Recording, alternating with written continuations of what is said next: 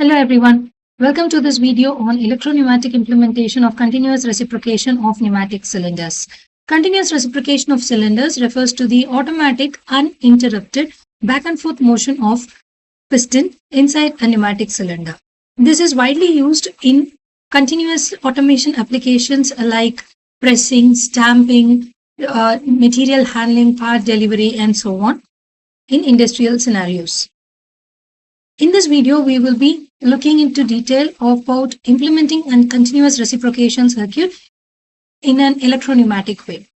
So, to start with, let us take a single acting cylinder. Let us see how this single acting cylinder will be controlled for continuous reciprocation using electro-pneumatic circuit. In order to control a single acting cylinder by electro-pneumatic means, we need to have a 3x2 DCV, and this 3x2 DCV should be actuated electrically by means of a solenoid. In order to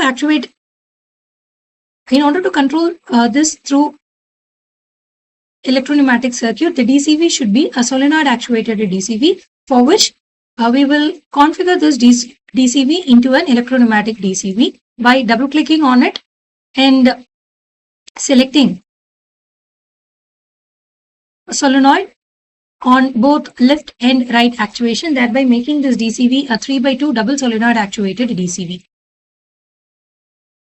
Let us connect the output port of this DCV to the port of the cylinder and double click on the cylinder to give the actuating labels for the limit switches that will be used to sense the retracted and extended limit switch. Limit switches that are used to sense the extended and the retracted position of the cylinder. So let us use a name like say A0, which is used for sensing the initial retracted position of the single acting cylinder taken here. Let A1 be the label of the limit switch which is used to sense the complete extended position of the single acting cylinder to the complete stroke length of 50 mm. Click OK. And you can see the labels appear along the stroke length of the cylinder.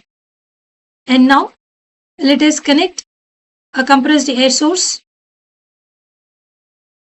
to the DCV, and we can connect the exhaust to the third port of the DCV.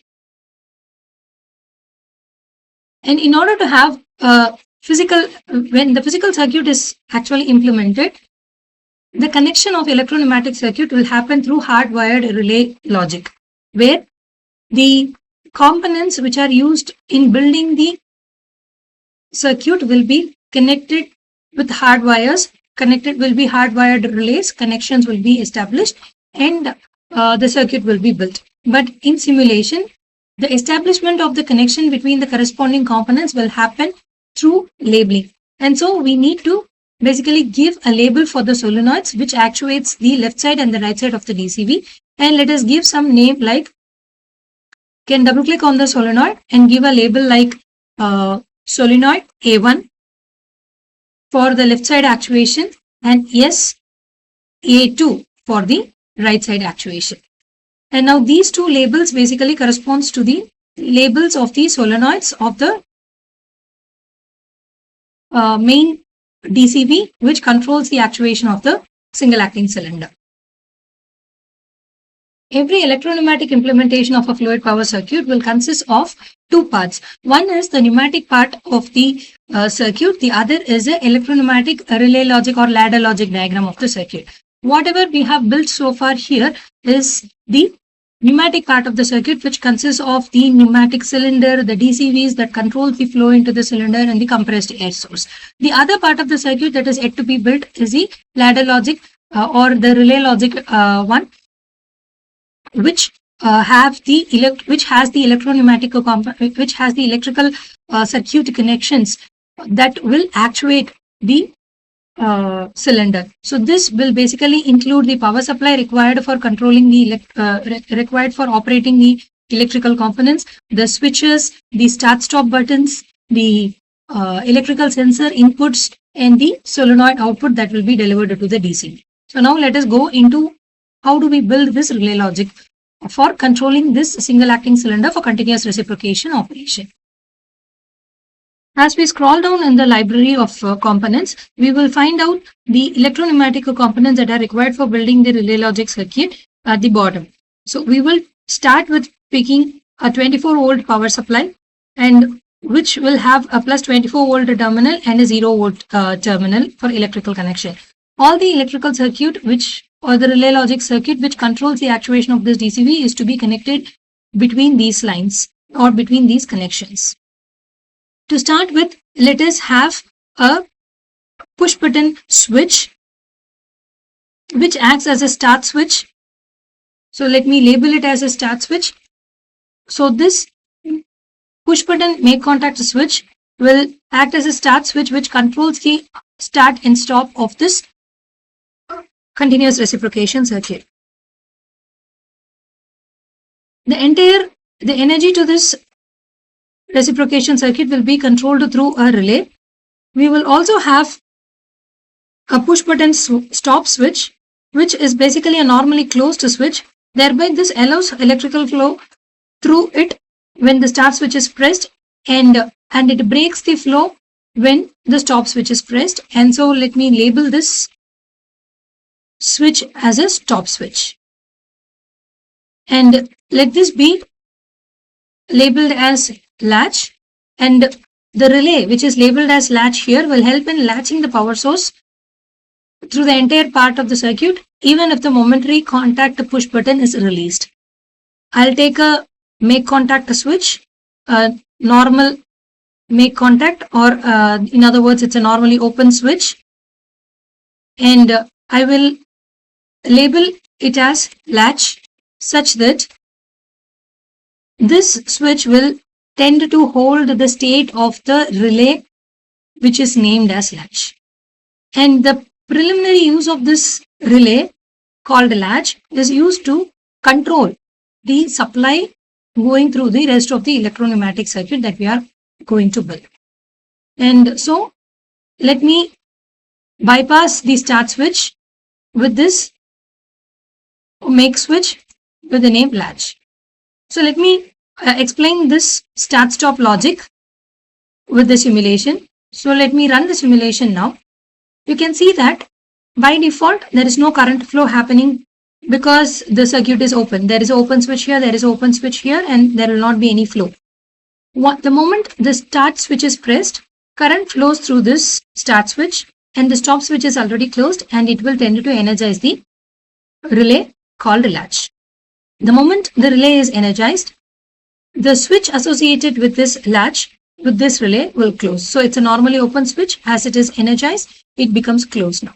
The moment it closes, there will be a parallel path for the current flow through this latch relay switch, and it will still try to allow flow to the latch even if the start push button is released. Let us see that.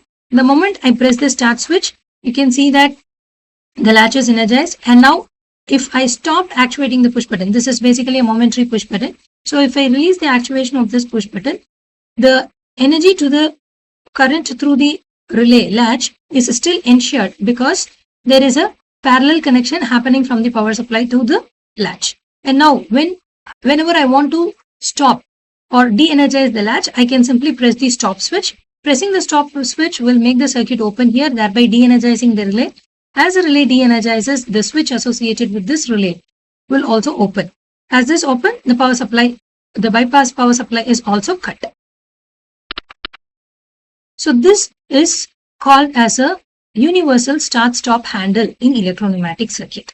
So this helps in starting or switching on an operation and switching off an operation, which can be present at the user interface side or the control panel side, which can be used to start and stop a process at any time with manual intervention. So here the purpose of using this start-stop handle is to starting the process of continuous reciprocation of the single acting cylinder and stopping it whenever the user wants to stop it. We will use general purpose switches to store the state of the sensors which are used for sensing the retracted and extended limit switch. Say for example, we will take a make contact switch, a normally open switch, and I will label it to the sensors that are used to sense the extremes of the piston strokes. So I'll label one of the switch as A0, and you can see that A0, the switch associated with this limit switch A0, is actually a normally open switch, but once I label it, it has now become a normally closed switch. The reason is the cylinder is in the default retracted position. As the cylinder is retracted, the retracted limit switch A0 will be sensing the retracted position, thereby changing the state of the switch associated with it. Whereas the limit switch A1 is not activated because the cylinder is not in the extended position. So once I label the other general purpose switch as A1, it will still remain as a normally open switch. So this switch A1 will close only if the cylinder has completely extended. And now the logic goes like this. The moment start button is pressed, the latch will be closed, and the switch for the latch will be closed, and the relay will be energized. And now we have to check for the condition of the cylinder. If the cylinder is in the retracted position, which will be sensed by the A0 limit switch, then signal should be given to the solenoid SA1 such that the solenoid energizes, shifts the DCV spool, and causes the cylinder to extend. So let us use a switch, a valve solenoid, which can be obtained from this relay section, and this valve solenoid corresponds to the solenoid of this DCV. And let us label this valve solenoid as SA1 such that it corresponds to the left side solenoid of the DCV. And let us close the circuit by connecting it to the 0 volt terminal. So now the moment I actuate it, I press the start switch, the relay latch energizes, current flows here. As I continuously energize it and I release my hand from the start switch, you can see that the latch is energized. The A0 limit switch, which was earlier closed, has made the cylinder, has made the DCV to shift its position by energizing the solenoid. The moment this happens, the solenoid will remain in that position, the DCV will remain in that position, and the cylinder will extend. And let us continue building the circuit. The moment the cylinder starts extending, it will no longer be in contact with A0 limit switch. So the A0 limit switch will open. The moment A0 limit switch opens, the SA1 solenoid will be de-energized. Even if it is de-energized, it will try to remain in the previous position itself because the other side actuation for energizing the solenoid SA2 has not been given it.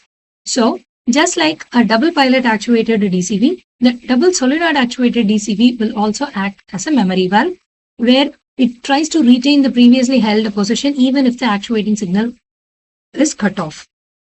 Next, once the cylinder has completely extended, then A1 limit switch will sense it. The moment it closes, the signal coming from the A1 limit switch should be used to energize the solenoid SA2. So let me take another valve solenoid and label it as SA2, and we will connect it to the switch. So the moment the cylinder completely extends, A1 limit switch will close.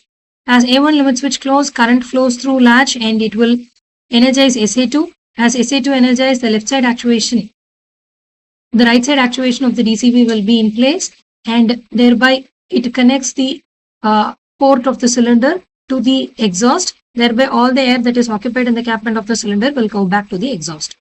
So now let us see the actuation, and let me show the simulation in slow motion so that it is easy for us to observe. I have started the simulation. You can see air flows from the compressor and it is blocked here in the normally closed path. The actuation of the cylinder is not happening. The cylinder is in the default retracted position. The A0 limit switch is closed and A1 limit switch is open. The moment I press the start button, the cylinder will start extending,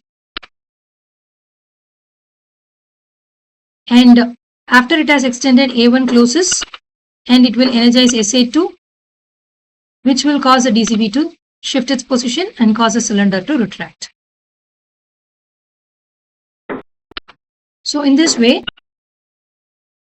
a single acting cylinder can be made to reciprocate continuously. And let me keep the revive the slow motion factor, and let's see how the cylinder is continuously reciprocating once the start button is pressed. Now whenever I want to stop the process of continuous reciprocation, I can cut off the power supply to the entire circuit by pressing the stop switch. So pressing the stop switch will de-energize the latch and open up this switch, and you can see that the rest of the relay logic circuit which connects the sensor output to the solenoids are all powered through this latch switch. And so if this latch switch open, there is no supply coming to this part of the circuit, thereby the entire circuit stops. So this is the working of a continuous reciprocation of a single acting cylinder implemented through electro-pneumatic way.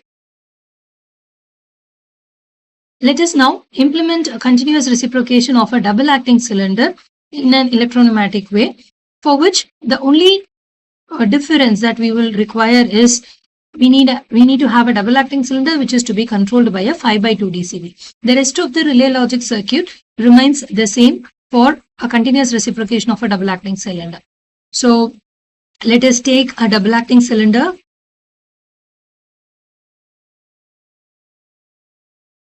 and the double acting cylinder is to be controlled by a 5/2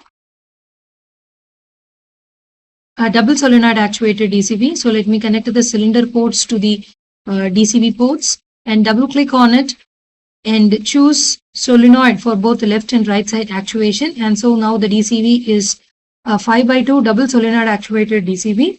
Please remember, this DCB is also called as a memory valve for the reason even if the power supply energizing the solenoid is cut off, it will try to retain the previously held position because there is no automatic spring return mechanism.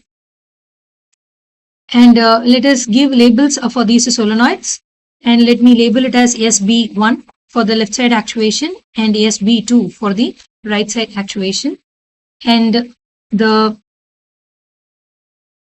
actuating labels to denote the extended and the retracted position of the cylinder be denoted as B0 for the retracted position, which is at 0 mm, and B1 for the extended position, which is for the complete 100 mm of stroke length. And let me connect a compressed air source and the odd numbered ports 5 and 3 be connected to the exhaust.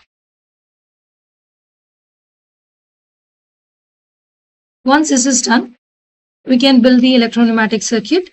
We will start again quickly with a power supply, 24 volt and ground. Let us have a push button actuated switch for manual operator control, and this acts as a start switch. And let us have a relay, and let us name this relay as R. You can in fact use any name for label. And let us have a normally closed push button which acts as a stop switch. And let us have a make contact switch with the same name as the relay R, which is used for bypassing the push button stop switch, such that this acts as an entire start stop logic. And let us have a make switch which stores the state of the retracted position sensor, and let it be denoted as B0, as the same label that we gave for the cylinder's retracted position. And we will use it for energizing the valve solenoid SB1, such that the cylinder is already in the retracted position and now it will energize the DCB to extend it. And next, the cylinder, as it starts to extend, B0 will open, de-energizing this, but still the cylinder will retain in the DCB will retain the left side actuation only until the cylinder has completely extended and it is sensed by the B1 limit switch. So the B1 limit switch will now close, and it will energize the solenoid SB2, thereby creating a right side actuation for the DCV, making the DCV to shift to the right side, causing the cylinder to retract. So let me just show the actuation in slow motion. So to start, I'll press the start button. The relay energized. B0 was closed already and it energized SP1 and retained in that position. And as the cylinder extended, B1 sensed it and energized SB2. And it retained in that position even after the cylinder starts reversing. So thereby, the cylinder now continuously reciprocates. And this is an electropneumatic way of implementing a continuous reciprocation of a double acting cylinder. And what we have here is a electropneumatic way of representing continuous reciprocation of a single acting cylinder. If you just compare the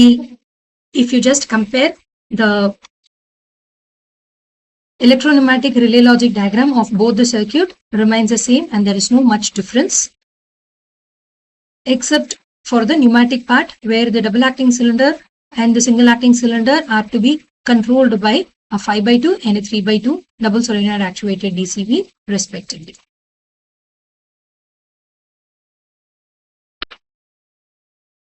Thank you for watching the video. Happy learning.